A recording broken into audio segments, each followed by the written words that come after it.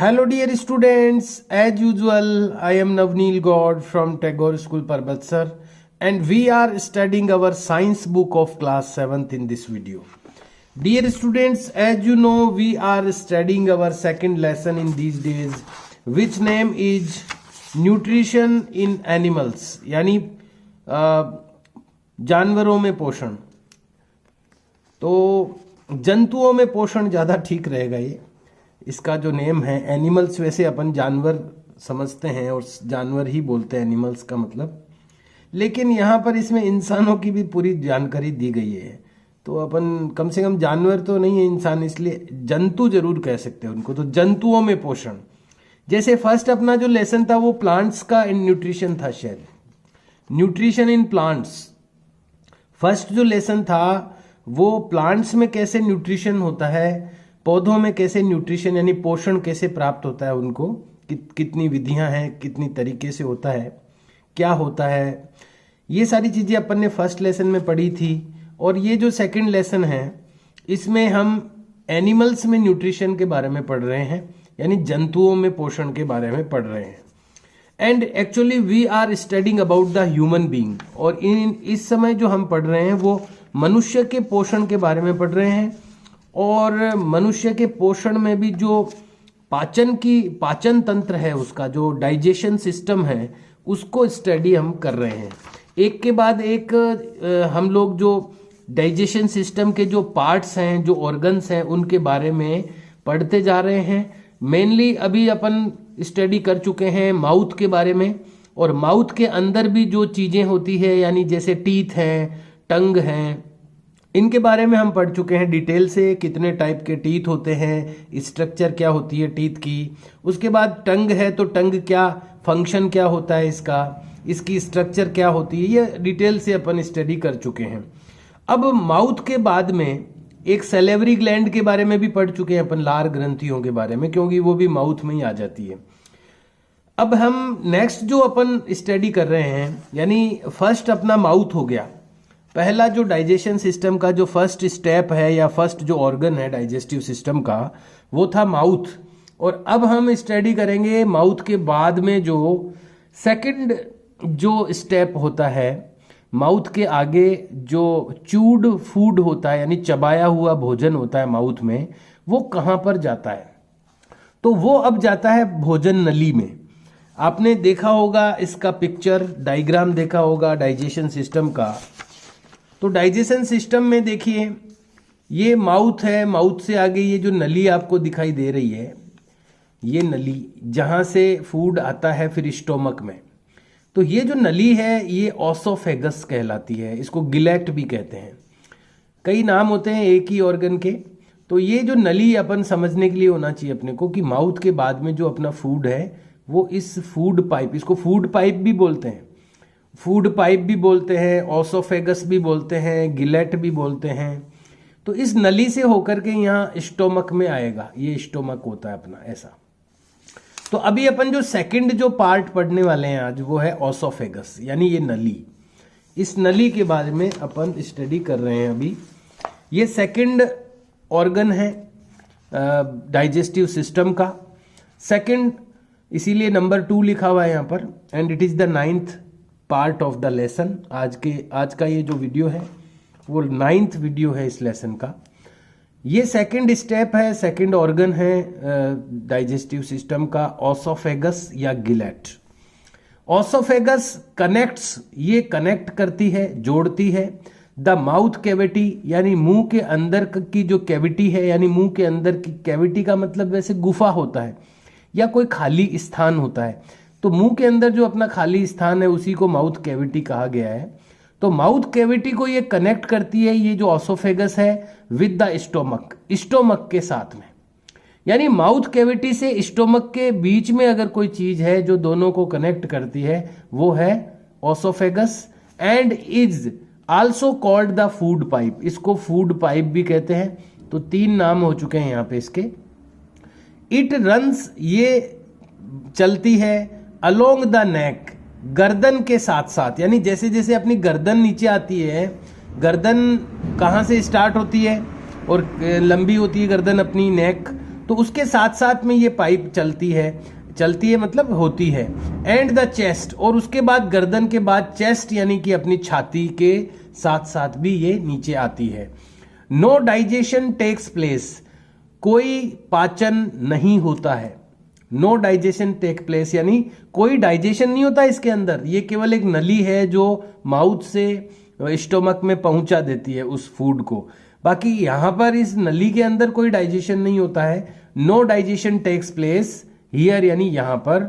It only helps, ये केवल मदद करती है इन पुशिंग द फूड, भोजन को पुश करने में यानी धक्का देने में, इनटू स्टोमक, स्टोमक में। यानी इसका रोल इतना ही है कि ये फूड को माउथ से स्टोमक में पहुंचा देती है पुश करके, धक्का देके। वॉमिटिंग टेक्स प्लेस, वॉमिटिंग यानी कभी कभी उल्टी होती है अपने, उसको वॉमिटिंग कहते हैं। वॉमिटिंग टेक्स प्लेस यानी उल्टी होती है व्हेन यानी जब द फूड, जो भोजन है, is not accepted by the stomach. कई बार जो भोजन में कुछ गड़बड़ होती है तो अपना जो स्टोमक होता है वो उसको एक्सेप्ट नहीं करता, स्वीकार नहीं करता उस भोजन को, तो फिर वो वापस निकलता है मुंह से, उसको बोलते हैं अपन उल्टी हो गई यानी वॉमिटिंग हो गई। तो वॉमिटिंग तब होती है जब food is not accepted by the stomach, जब स्टोमक के द्वारा फूड को एक्सेप्ट नहीं किया जाता तो वॉमिटिंग हो जाती है। तो ये है ओसोफेगस या गिलेट या फूड पाइप, जो कि एक नली है माउथ से लेकर के स्टोमक तक। अब तीसरा जो पार्ट होता है अपने इस डाइजेशन सिस्टम में वो होता है स्टोमक। असली जो पाचन की जो क्रिया है, जो डाइजेशन की रिएक्शन है मेन, वो यहीं पर होती है। पाचन स्टोमक में ही होता है। Our stomach is a J shaped bag like structure. तो अगर आप देखोगे तो जे आकृति का है, ये बैग जैसा स्ट्रक्चर है, देख सकते हैं आप, देखिए ये ऐसे जे होता है ना, जे, इसलिए जे जैसा बैग जैसा स्ट्रक्चर होता है ये stomach. Our stomach is a J shaped bag like structure made of muscles, और ये बना किससे होता है? मसल्स यानी मांसपेशियों से। The stomach is the widest part of the alimentary canal. ये जो एलिमेंट्री कैनाल है, ये जो अपनी भोजन नली है जो माउथ से स्टार्ट होके एनस तक जाती है मान लो, उसका सबसे बड़ा पार्ट है ये, यानी इसके जितना बड़ा कोई भी पार्ट नहीं है पूरे डाइजेस्टिव सिस्टम में। तो ये वाइडेस्ट यानी सबसे बड़ा पार्ट है of alimentary canal. Alimentary canal भोजन नली कहलाती है। एलिमेंट्री का मतलब है भोजन का जो रास्ता है। एलिमेंट्री कैनाल माउथ से स्टार्ट होती है और एनस तक जाती है, यानी पूरी की पूरी एक नली है लास्ट तक, उसको एलिमेंट्री कैनाल कहते हैं। तो पूरे के पूरे रास्ते में, पूरे डाइजेस्टिव सिस्टम में ये वाइडेस्ट पार्ट है, यानी सबसे बड़ा पार्ट है stomach. The gastric glands, gastric यानी पेट से जुड़ी हुई, पेट से रिलेटेड कोई भी चीज होती है तो उसको गैस्ट्रिक कहते हैं। जैसे पेट का कोई डॉक्टर होता है तो उसको गैस्ट्रोलॉजी का डॉक्टर कहते हैं। पेट से जुड़ी हुई कोई भी चीजें होती है उसको गैस्ट्रोलॉजी कहते हैं। तो ये द गैस्ट्रिक ग्लैंड्स यानी पेट से जुड़ी हुई जो ग्लैंड्स होती है, ग्लैंड्स यानी ग्रंथियां। जैसे मुंह में सैलिवरी ग्लैंड के बारे में हमने पढ़ा था, लार ग्रंथियों के बारे में। ये जो ग्लैंड्स होती है ये कुछ लिक्विड सेक्रेट करती है, लिक्विड यानी तरल पदार्थ निकालती है। जैसे सैलिवरी ग्लैंड के बारे में हमने पढ़ा था, लार ग्रंथियों के बारे में, कि वो सलीवा को सेक्रेट करती है, सलीवा को स्रावित करती है। ऐसे ही कुछ 3 ऐसी ग्लैंड्स होती है जो पेट से जुड़ी रहती है। उन ग्रंथियों में भोजन नहीं जाता है। ये ग्रंथियां या जो ग्लैंड्स होती है ये अलग अलग टाइप के जूस निकालती है, जिनको अपन डाइजेस्टिव जूस कह सकते हैं, पाचक रस। ये एक्चुअली ये रस ही पचाने का काम करते हैं अपने भोजन को। द गैस्ट्रिक ग्लैंड्स यानी पेट से जुड़ी हुई जो ग्रंथियां होती है, ग्लैंड्स होती है, in the lining of stomach, जो स्टोमक की लाइनिंग में यानी उसके आसपास होती है, सेक्रेट यानी स्रावित करती है डाइजेस्टिव जूसेज। ये डाइजेस्टिव जूसेज सेक्रेट करती है, ये पाचक रस निकालती है या स्रावित करती है। विच कंटेन्स, जो कि जिसमें कि शामिल होता है, कौन कौन से पाचक रस निकालती है? म्यूकस नाम का एक पाचक रस निकालती है, हाइड्रोक्लोरिक एसिड निकालती है, एंड डाइजेस्टिव एंजाइम्स। ये 3 प्रकार के पाचक रस यहां पर दिए हुए हैं, एक तो म्यूकस, एक हाइड्रोक्लोरिक एसिड और एक होता है डाइजेस्टिव एंजाइम्स। ये तीनों टाइप के एंजाइम्स में, यानी एक एंजाइम नहीं है, कई प्रकार के एंजाइम है ये डाइजेस्टिव यानी पाचन के लिए कई प्रकार के एंजाइम। तो ये तीनों जो भी ग्लैंड्स होती है, जिनको गैस्ट्रिक ग्लैंड्स कहा गया है, पेट से जुड़ी हुई जो भी, अभी पढ़ेंगे अपन कौन कौन सी ग्लैंड्स होती है, तो वो जो ग्लैंड्स होती है वो डाइजेस्टिव जूसेज निकालती है, अपनी अपनी अलग अलग जूस निकालती है सारी ग्लैंड्स। द म्यूकस, ये 3 में से पहला जो नाम आया है म्यूकस। अब ये म्यूकस क्या करता है, जो ये भी एक प्रकार का फ्लूइड है, तरल पदार्थ है। The mucus protects the stomach lining. जो म्यूकस होता है वो एक तरह का लसलसा पदार्थ होता है। म्यूकस का मतलब ही यही होता है कि कोई चिपचिपा या लसलसा पदार्थ होता है ना, उसको म्यूकस कहते हैं। द म्यूकस, ये जो म्यूकस होता है जो कि ग्लैंड्स सेक्रेट करती है, ये क्या करता है, प्रोटेक्ट्स यानी ये सुरक्षित रखता है द स्टोमक लाइनिंग। जो पेट के जो स्टोमक के अंदर की जो दीवार होती है, लाइनिंग होती है, उसको वो सुरक्षित रखता है from the action of enzymes and acid.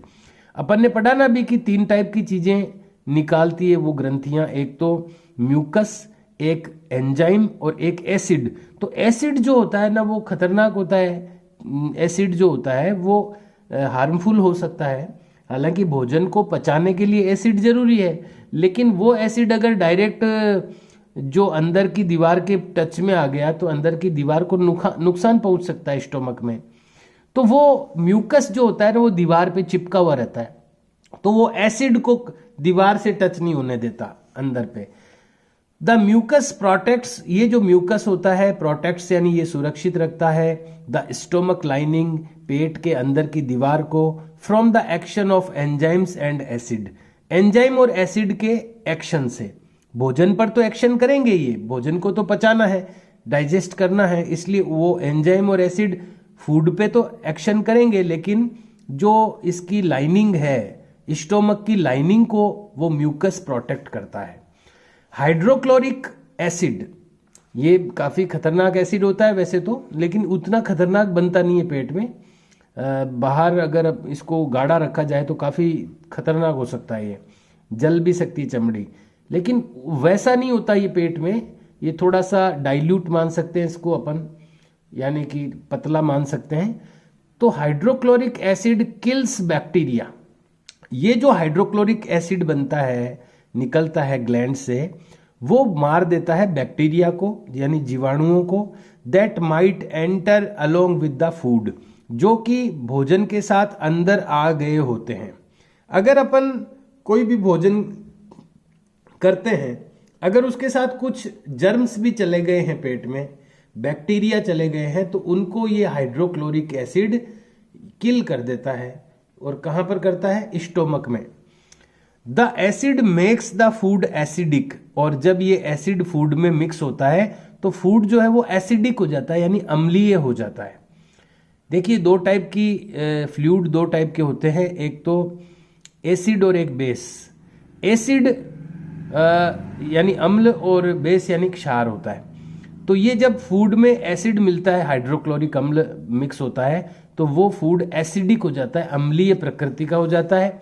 To promote the action of enzymes, और जब वो एसिडिक हो जाता है तो फिर वो एंजाइम का जो एक्शन है वो उसको प्रमोट करता है, यानी फिर वो एसिडिक जब हो जाता है तो फिर एंजाइम आसानी से उस पर एक्शन कर सकते हैं, पचा सकते हैं भोजन को। तो इस तरह से ये चीजें होती है पेट में। The mucus protects the stomach lining, ये तो हो चुका है। चलिए आगे नेक्स्ट पेज पे चलते हैं। द स्टोमक मसल्स, अब ये अपन ने पढ़ा है कि स्टोमक बनता ही मसल्स से है, मांसपेशियों से बना होता है स्टोमक। द स्टोमक मसल्स चूर्ण द फूड, जो स्टोमक की मांसपेशियां होती है वो भोजन को चूर्ण यानी उसको चूरा बना देती है, उसका एकदम उसको बारीक बना देती है। विद गैस्ट्रिक जूसेज, उन गैस्ट्रिक जूसेज की साथ में, जो गैस्ट्रिक जूसेज, गैस्ट्रिक यानी पेट से जुड़े हुए जो जूस आते हैं, इनमें से ग्लैंड्स में से जो जूस आते हैं, उनकी हेल्प से इस भोजन जो आता है पेट में, जो स्टोमक में, उसको चूर्ण कर देती है, यानी बारीक बना देती है। अब ये जूस कहाँ से आते हैं? सेक्रेटेड बाय द ग्लैंड्स, जो कि ग्लैंड्स के द्वारा स्रावित जो जूस होते हैं, जिनको जूस भी कहा जा सकता है, फ्लूइड कहा जा सकता है, तो उनकी हेल्प से ये यहाँ पर चूर्ण हो जाता है इसका फूड का, इन द स्टोमक वॉल में, यानी पेट की दीवार में। तो ये वहाँ पर अच्छी तरह इसका पाचन हो जाता है भोजन का। उसके लिए अपन ने पढ़ा है कि जो हाइड्रोक्लोरिक अम्ल है वो बैक्टीरिया को किल कर देता है और फूड को एसिडिक बना देता है, और एसिडिक बन जाता है तो फिर एंजाइम्स उस पर काम कर पाते हैं, और एंजाइम जब काम करते हैं तो वो उसको पचा देते हैं, भोजन को डाइजेस्ट कर देते हैं। The food stage in the stomach for 2 to 4 hours. Food जो है स्टोमक में कितनी देर रुकता है? तो वो 2 से लेके 4 आवर्स तक, यानी 2 से 4 घंटे तक पेट में रहता है, भोजन स्टोमक में रहता है। Most of the food is digested. ज्यादातर जो फूड है वो पच जाता है, डाइजेस्ट हो जाता है इन स्टोमक, यानी पेट में। अब यहां पर एक बॉक्स आ गया है, डू यू नो, क्या आप जानते हैं? व्हाट कॉजेज हिकअप्स का मतलब होता है हिचकी आती है ना कभी कभी। व्हाट कॉजेज हिकअप्स, यानी हिकअप्स को कौन पैदा करता है, या हिकअप्स या हिचकी क्यों पैदा होती है। तो इसमें यहां पर बताया गया है कि अपने को हिचकी क्यों आती है, हिकअप्स क्यों होती है। समटाइम्स, यानी कई बार, व्हेन यू ईट इन ए हरी का मतलब जल्दी में। कई बार जब आप जल्दी में खाते हैं, और यू टॉक और लॉफ, या फिर आप बात करते हैं या हंसते हैं, वाइल ईटिंग, यानी जब आप खा रहे होते हैं, यू गेट हिकअप्स, तो आपको आती है हिचकी। दिस हैपन्स, ये होता है, व्हेन द फूड पार्टिकल्स, जब भोजन के जो कण हैं, एंटर द विंड पाइप, वो वायु नली में घुस जाते हैं। देखिए अपने गले में एक तो हवा को फेफड़ों में ले जाने के लिए भी नली होती है, उसको विंड पाइप कहते हैं, और भोजन को स्टोमक में ले जाने वाली भी नली अलग होती है, जिसको कहते हैं फूड पाइप। तो 2 टाइप की पाइप होती है, एक तो हवा ले जाने वाली, एक भोजन को ले जाने वाली। तो गलती से, और उनके बीच में वाल होता है, तो कई बार गलती से क्या है, भोजन का कण भी अगर विंड पाइप में चला जाता है, अगर वो भोजन का जो पार्टिकल है, फूड जो पार्टिकल यानी कण है भोजन का, enter in the wind pipe, वो गलती से अगर वायु नली में चला जाता है, instead of the food pipe, यानी फूड पाइप के बजाय। Wind pipe is a structure. Wind pipe क्या होता है? विंड पाइप एक स्ट्रक्चर होती है, एक संरचना होती है, विच कैरीज एयर, जो कि हवा को ले जाती है, फ्रॉम द नोज से, टू द लंग्स, यानी फेफड़ों तक, and it runs along the food pipe, और ये फूड पाइप के साथ साथ ही चलती है। यानी फूड पाइप और विंड पाइप, ये दोनों पाइप एक साथ ही आती है, नीचे ऊपर नेक से लेकर चेस्ट तक, तो साथ साथ आती है, दोनों पास पास होती है। तो गलती से कई बार जब अपन बात कर रहे होते हैं, इसीलिए कहते हैं ना, भोजन करते टाइम बात नहीं करनी चाहिए या हंसना नहीं चाहिए। तो कई बार क्या है कि वो फूड का जो पार्टिकल है वो जाना तो चाहिए फूड पाइप में, और गलती से वो चला जाता है विंड पाइप में।